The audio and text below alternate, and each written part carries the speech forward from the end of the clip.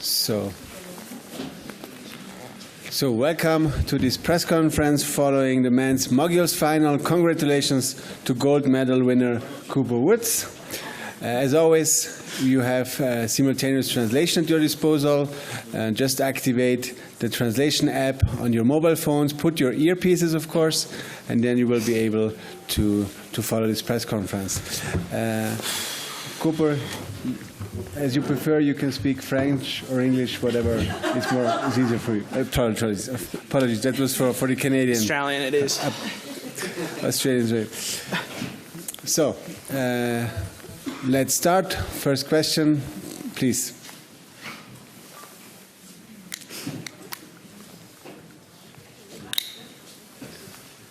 So, yeah. Hello. Congratulations. I know that we just grabbed you in there, but I just wanted to maybe get your perspective of how the run went down, starting from the top to the bottom and going through the jumps in the middle section. Yeah, I was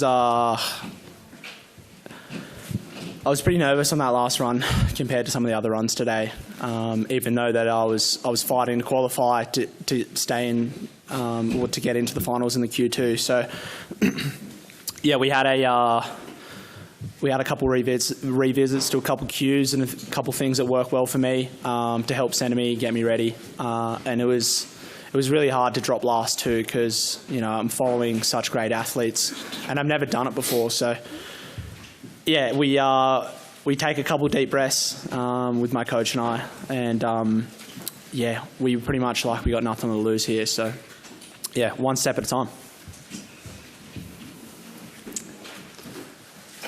Next question here, please. Please wait for the microphone. Hi, Cooper. Obviously, you were really getting to the top echelon in this sport before your knee issue. Could you talk us through that process and coming back and the sort of rehab you've done and how that got you back to this season? Yeah, I came off a pretty big injury that could have lasted 18 months at the back end of the 2023-24 season, and I ended up tearing my patella tendon. We've got some really good doctors in Australia, and we had a unique surgery where they pulled a bit of my tendon out in my wrist, and they grew some tenocytes to put it into the split back into my knee. So yeah, for the year of 2024, I was out. I was out for 9 months, and I got myself back, and my first time back on snow was pretty much straight into the first World Cup of the 2024-2025 season. So yeah, I finally just had a full year of training under my belt, and it feels good. Front, first row. Please introduce yourself and your organisation, as always. Hi, Coop. Rachel from Snow's Best. You spoke earlier today in the mix zone about your self-confidence and how you have doubted yourself a lot, but today you didn't.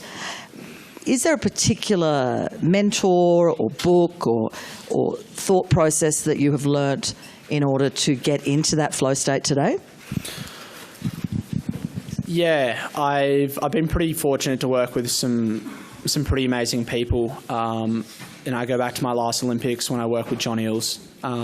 We actually communicated just before the qualification one, and I told him that I was still running the same things that we did back then with the cues and just some really good advice. And yeah, he's been a massive part of what I've been able to achieve. Yeah, welcome to bronze medal winner Ikuma Horishima. Yeah, and we continue. Yeah, second row. Don't jump. Don't jump. Julian Linden from Daily Telegraph in Australia. Question for Cooper. You were clearly disappointed with the score that you got in your first round of qualifying. How did you channel that into what you were then able to produce in the second qualifier and then the two finals?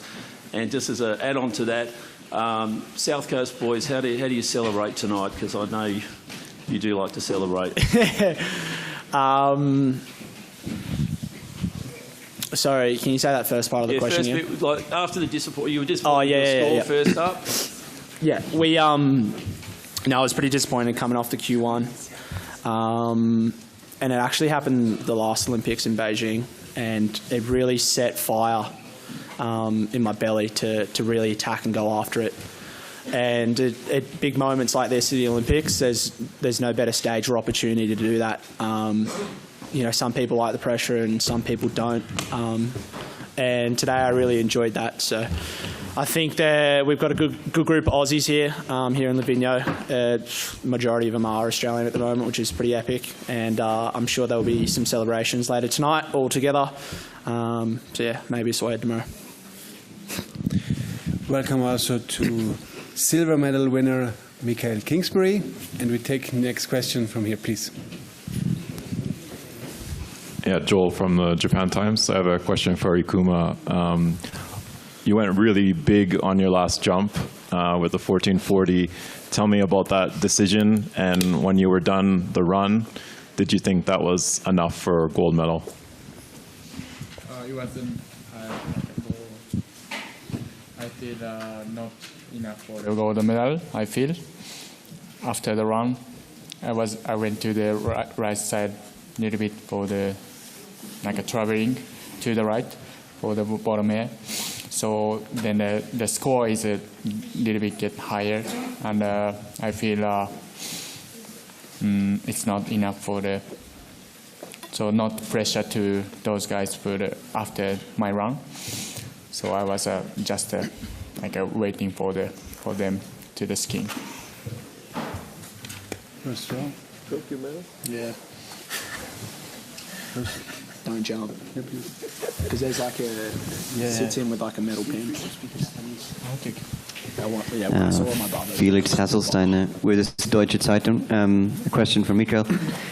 As someone who's won so much in your career, what does this silver medal do for you? Is it mixed emotions, or are you overwhelmed, or what does it do for you? Yeah, no, I'm very happy. I mean, it's my fourth Olympic medal and fourth start. Obviously, it was very close. I mean, you can't get any closer than that, and I'm very happy for Cooper. He's a great guy, comes from a great family, but yeah, a little bit bittersweet, but at the same time I'm very happy. I got injured in September, and the road to coming back to here and to be on the Olympic podium is pretty incredible, and yeah, very proud of the work I've done, and I want to say a massive thanks to my whole team that helped me being ready and being able to deliver the performance I was doing today. We have media following this press conference via our web streaming, and they have also the possibility to ask questions. Please insert the question in the chat box, and the colleagues here from OIS will answer. Please, next question over there. My name is Yana from Japan. Congratulations, all three. And I'd like to ask question, Mr. Wood and Mr. Kingsbury. Ikuma made the first 1440 in Olympics. Could you please have some comment about it? Yeah, Kuma is an unbelievable athlete. Over the years, he's blown our minds with what he's been able to achieve. Knowing Akuma, he really likes to go for it. And when I only saw the 1440 just from the side of the TV, and I was pretty in awe, and I was like, all right, this is going to be an absolute, big super final. So.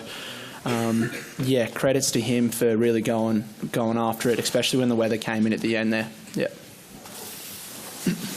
Yeah, same thing. I mean, throughout my career, he's been the toughest rival I've ever had to compete against, week in, week out. He's one of the reasons I'm still here. He's been pushing me a lot, and I hope I've been pushing him also. To do a 1440s at the Olympic is pretty incredible. It's not an easy trick. I was the first one to land it in World Cup, and Ikuma is the first one to land it at the Olympics. So I'm proud of him, and yeah. the best is yet to come for both of these guys. Last row, please. Sorry, Billy from the Sydney Morning Herald. I was just wondering, you said before you went up for your final run, you said you're going to let it rip, you have nothing to lose, and I just wanted to know what you changed between, the final and what, if anything, new you brought out in that run. Yeah,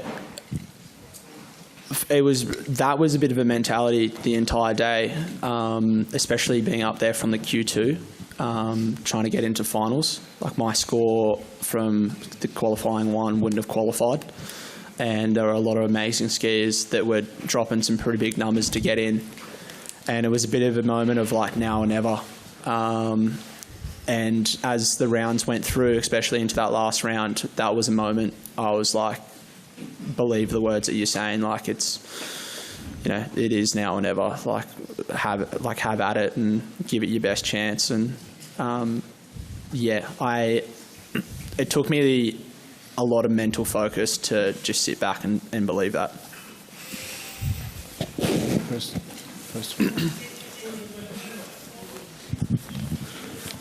Hello, Cooper. I'm Melissa Woods from Australian Associated Press. I just wondered what were your ambitions, I guess, when you came here? You talked about, you're not having a great season. Did you sort of think if you could make the super final, that would have been happy with that?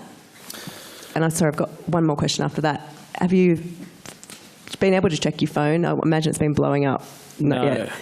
So coming into this Olympics, I've had the ups and the downs with this season. I've come in the best I've ever skied and haven't shown that skiing while in competition. So, yeah, to achieve that today was absolutely massive. I was just going to be more happy with executing the best run that I could possibly do. It's pretty awesome having a massive, Australian crowd down the bottom, my family. It just, it kind of simplifies things a bit more for me, because I can get pretty up in my head. But when I hear everyone and see everyone from down the bottom there, it's just like, all right, let's have at it, And the second part of that question, I have not seen my phone. I haven't seen anything. I haven't seen, life's just kind of going really fast at the moment. Free sports hounds. Are you a scoreboard watcher? Did you know what you had to do on the last run? So today, for the first time, I actually listened to scores, and I watched a couple runs up the top. Usually in the past, it's been a bit too much for me. And with today, it was all from the first run of qualifying too. Sometimes I've skied down and I thought I put down a good run and had a pretty bad score, and I've had a lot of second guessing going on. So to get that qualification 2 run, I saw the 80 drop, and I was 2 points above the others. I was just like, I haven't even done my best run yet. So to see that to see the 83 in the final one, I was just like, whoa. I was a bit like, here we go. And I didn't actually realise that I was the top qualifier of that round. It was only until I started putting my skis on that my coach told me, and then I kind of freaked out a little bit. An online question from the Toronto Star for Mikhail. You were so happy for your rivals, but you also threw down your skis. What were you feeling in that moment? Just, I think everyone in my position can, know the feeling. You can't be any closer than that, and it's just not frustration, and it's not disappointment. It's just on the moment. You want to release a little bit, but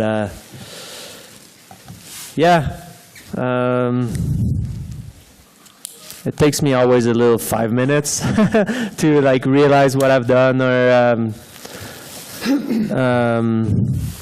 it's pretty I'm very happy, and it's pretty incredible that I've made it this far, and very happy for Cooper. It's nothing frustration-wise. You can't be any closer than that to win a gold medal. So Mick's been in this position 3 times now. He's had silver 3 times, so I could completely understand it being frustrating. He's a top dog of the sport, and I'd be frustrated too. But in saying that, he's been a wonderful man and a respectful friend also after that, which has been really nice.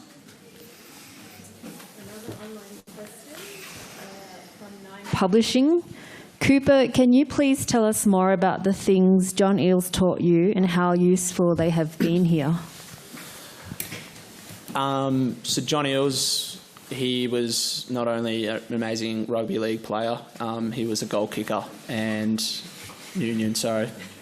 rugby union. And when he was goal kicking, he had a 3-step process, and that was something he introduced to me to help me align myself and get myself ready to compete. So yeah, there was just, my 3 things, my 3 cues are, I kind of close my eyes and I go through my run. And then just as I push out of the gate, I kind of give it a big let's go. And yeah, I always try, and the next other step was to try and remember every little point of the journey down the run, because that helps me be present. Online question from Japanese press. To Mikhail, as a rival, what kind of inspiration does Ikuma give you? Obviously, we try to film all his training run, so I can see what he's doing and compare my skiing. What was as a rival? As a rival, what kind of inspiration does Ikuma give you? Yeah, well, I mean, he's able to do all the artist trick on every jump, so if sometime I'm scared and I can look and Ikuma's able to do it, then I'm able to do it. Yeah, he's an inspiration. He's, a big reason why I train very hard in the summer, and I want to get better, and I want to always be able to beat him if I need to, but it's not easy all the time. But I'm doing my best. I'm getting older, and the 1440 I can still do it and stuff like that. But scary. And now he's a dad also, so he's inspiring. Everything he touches, turns into very good results all the time, and he's super consistent nowadays, so makes him very, very difficult to beat. Cooper, your family has been so involved in the development of mogul skiing in Australia. I guess you've talked a little bit about what this might mean to you, and we'd like to hear more about that, but also what will this mean to your family? It's, I've got aunties and uncles, my mum and dad, they're all a part of the national team in one way or the other, in some form of skiing. And it's a family sport. We go skiing as a family. It's an enjoyment. On my mum's side, they try and meet up, every year at a lodge and go skiing together. And yeah, it's, I remember so many times skiing with my brothers and my cousin, and, I know on my dad's side too, Peter Topalovic, he was my first national team coach. He's done a lot for Australian winter sports as a whole, not only moguls, and being a real pioneer to getting it to the level that it's at, which is really cool. But more so on my journey was my cousin, Ethan Topalovic. He taught me pretty much how to ski. I was always chasing him around the mountain, and we're here on this journey together now. It's his first Olympics also. He's a coach. And yeah, we've been through the highs and the lows, chasing snow around the world. It's been really cool. So this medal's not only for me, it's for them. And you had that moment with him at the Yeah, cool. Yeah, it was emotional. He's always been someone. He's my best friend, so it's always nice going to him when when I need him. Especially recently, he's kept me quite grounded when I think the wheels are really falling off, and I think he really felt the emotions as much as I did today. So it was really amazing to enjoy that with him. An online question for Ikuma. What kind of inspiration does Mikhail give you? Japanese? Okay. Can I Japanese? Oh yeah. Can I? Want to hear? Yes. 僕が5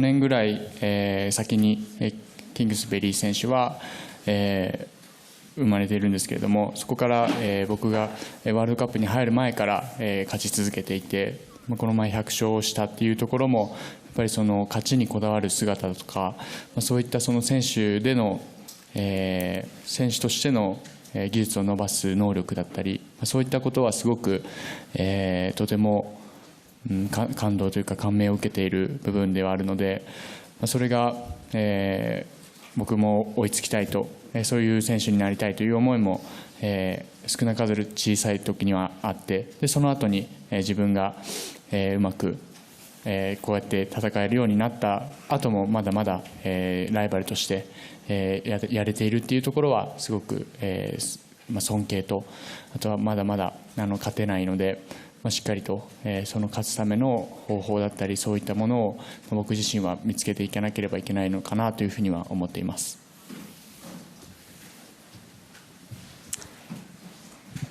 A question for Ikuma.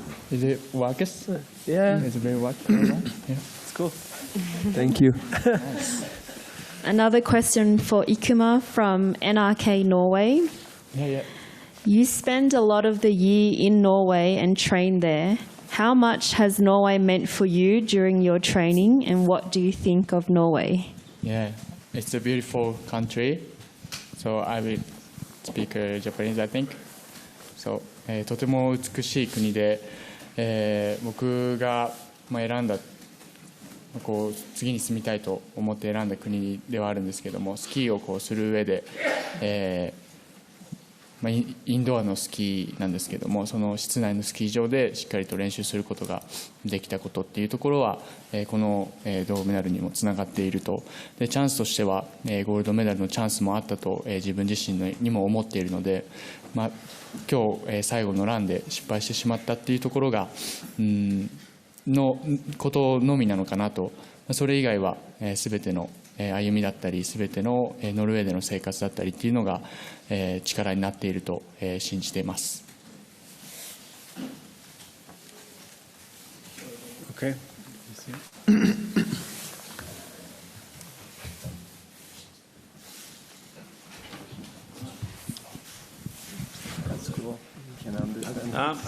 Cooper, just before when you're up in the mix zone and you just got asked, how does it feel to be Olympic champion? How does it sit with you? You kind of got a little bit emotional. Has it sunk in yet? How do you feel? How does that sit with you, being Olympic champion? And in your wildest dreams, did you ever think this would really happen? Something that you always dream of and that you want to believe. But I'm sitting next to two gentlemen that are unbelievable skiers. They are people that show up day in, day out. They are true champions to our sport. They ski, they live, they compete at the highest level. And to answer your question, absolutely not. It hasn't sunk in. I have moments where it kind of has let go a little bit, and I'm finding myself emotional. But I'm been doing a lot of press and stuff, and you kind of put on a bit of a brave face and try answer questions before you kind of lose it a little bit. So I'm sure when I get time to myself or when I see my family again.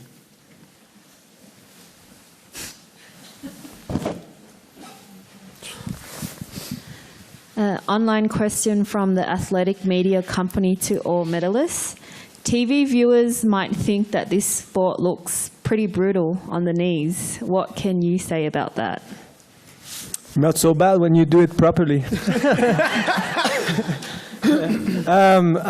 What I want to say is, when you're hurt, this sport sucks. It's not that fun, but when you're healthy, it's a lot of fun. It's not that bad. It's not so bad on the knees as much as the people think. For me personally, I always feel a bit more impact on our back. But yeah, like I said, like if you're able to not be too stiff when you ski, you don't get that much impact, and it's not so bad. But I can say today was not easy condition. I think the guy can agree with me, like that type of snow and the light. But it was still fun to ski, and just for me coming back from a groin injury at my doctor. It felt awesome, and it's so much more fun to be able to compete and feel painless. Yeah. Same question about the knees for the others. Yeah, it depends on your ski style and the way you're skiing. Like if you're a stiff skier and you don't let the mogul, or if you don't absorb the mogul, you're going to have a pretty bad time. Essentially, you are just falling down the mountain, just wrecking your joints the whole way. But when you do this sport, you know, like, there's a danger element to it.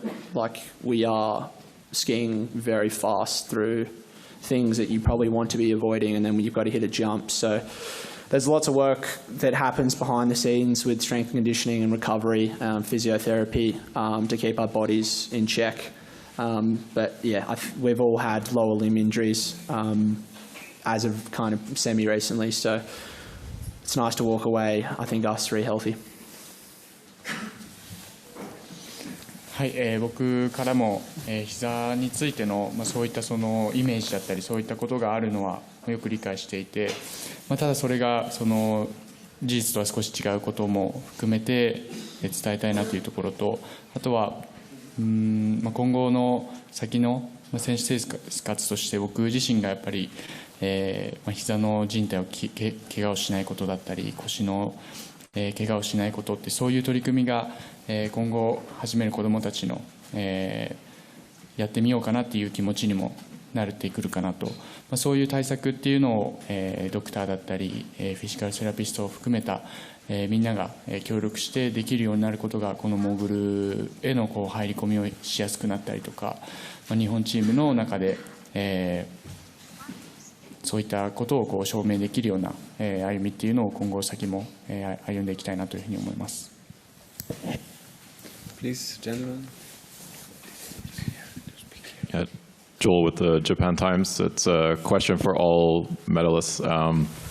Maybe you could preview the dual moguls event and give a sense of what mentality you'll bring into that event on the weekend. I'd say these boys are pretty motivated. They're usually fighting for the top spot. I'm going to do the exact same thing as I did today, kind of focus on myself and yeah, just try to put down the best run I can. It's a lot harder when you have someone skiing next to you at 1,000,000 miles an hour. So yeah, one run at a time, and yeah. Okay, then we have two more questions. Do you want to answer? Go ahead. Yeah. I didn't know if it was for everyone. Could I hear it from the others? Oh, okay, yeah, I'm very excited. First dual mogul at the Olympic Games. Yeah, I love duels. Just very excited. Just gonna try to enjoy myself like I usually do and go as fast as I can while being smart also. I've done well here last year. I beat both of these guys. I have to say it. No, it was but no, and I know they're going to be tough to beat. I just want to enjoy myself. It's my last race at the Olympic Games, so I'm just going to enjoy every moment and push as hard as I can and ski with no regrets.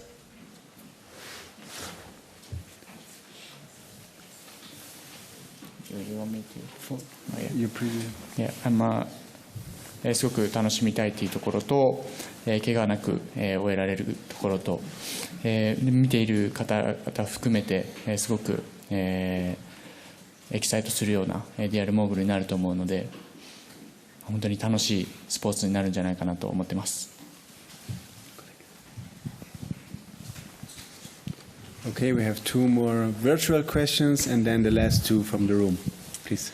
Online question from Japanese press. Ikuma, what does this bronze medal mean to you?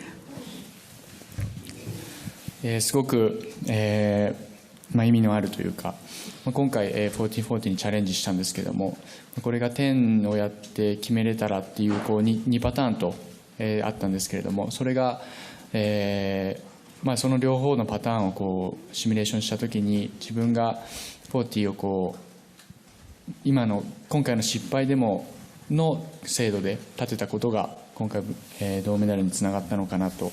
もちろんそのコーク10に抑えたところで成功するっていう確証はやっぱりなかったので、そういう自信も、得られなかったっていうところが、今回金メダルへの道っていうのは少し、遠くなったのかなっていうような思いはあるんですけれども、ないのとメダルがあるのとないのでは大きな違いを感じているので、まず4040のおかげで取ったメダルだったなと思います。Another question for Ikuma. How will you use today's experience to help you in the dual moguls event? 今日までの取り組みっていうのはこの先のモーグル人生においても競技においてもすごく充実したとても楽しかった大会になったので、これは今後の先のモーグルの大会にも生きてくるなというふうに感じています。また4年後に向けても生きてくるかなというふうにも思うんですけれども、デュアルモーグルに関してはまた別のプランでやっていく必要があると思うので、スピードの次元が上がったりとかスピードが必要になってくる要素を突き詰めてやっていきたいなと思います。Okay, more questions from the room. Okay, any more question from? Okay, then please. Hi, Miguel. Nishal Shvaga-Patel for Olympics.com. You've already said this will be your last Olympic Games. I just wanted to double check as well. Will this be your last season, or do you have a mindset of competing again after this season? Thank you. Yeah, this is my last Olympic Games. As a father, and next Olympic, I would be 37 years old, and it's pretty old for a mogul skier. But my eyes are, and my plan is until focusing on skiing until the 15, and we'll see after that. I'll sit down with my family, and we'll take the best decision on when it's time to stop. But I would love to finish the season, but I gotta push as hard as I can on the 15 on the dual day, and we'll see how the body is. I would love obviously to go to Japan for the next event after, but I think for me one thing at a time, and we'll take a decision. I'll take the decision, and yeah. The last question in the middle, please. You're not retiring. It's like Matt. Sorry, last one more. Cooper, what was it like to get your medal off Jess Fox, and did she say anything to you? What an amazing honour to receive a gold medal from another fellow, champion. She's an Aussie icon, so lovely.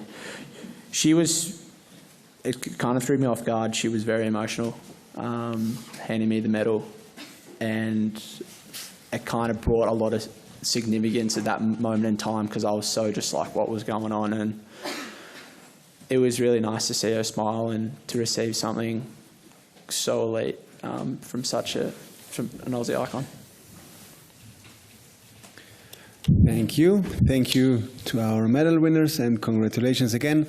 Thanks to all of you for attending, either here in the room or virtually. Thank you, and streaming can be stopped. Thank you. Thank you. Thank you so much.